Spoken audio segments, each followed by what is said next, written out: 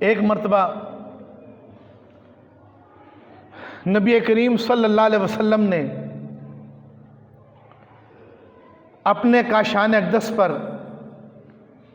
ایک دعوت ولیمہ رکھی۔ اس موقع پر جب امام الانبیاء صلی اللہ علیہ وسلم نے حضرت زینب سے نکاح کیا، جب ولیمے کی دعوت رکھی تو جماعتیں آتی، گروہ در گروہ آتے اور اپنے حصے کا کھانا تناول کر کے چلے جاتے، لیکن 3 شخص ایسے تھے جب وہ دعوت کھانے کے لیے آئے، آ کر ایسے بیٹھے،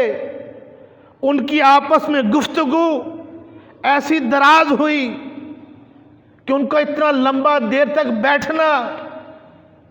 جو امام الانبیاء صلی اللہ علیہ وسلم پر دشوار گزرا، کیونکہ جگہ تنگ تھی، ان کو اتنا لمبا بیٹھنا، اتنی لمبی گفتگو کر دینا، یہ رسول اللہ کے دل انور پر شاق گزرا۔ لیکن امام الانبیاء صلی اللہ علیہ وسلم نے ان پر اظہار نہیں فرمایا، لیکن رب کو کب منظور تھا میرے نبی کے دل کو تنگی ہو، دشواری ہو، فوراً قرآن میں فرمایا اذا دعیتم فادخلوا، اے لوگو جب امام الانبیاء دعوت کرے تو داخل ہو جاؤ، اذا طعمتم فانتشروا، جب کھا چکو تو بیٹھو مت، اپنے اپنے گھروں کو چلے جاؤ، ولا مستانسین لحدیث، اور گفتگو کے لیے مت بیٹھو۔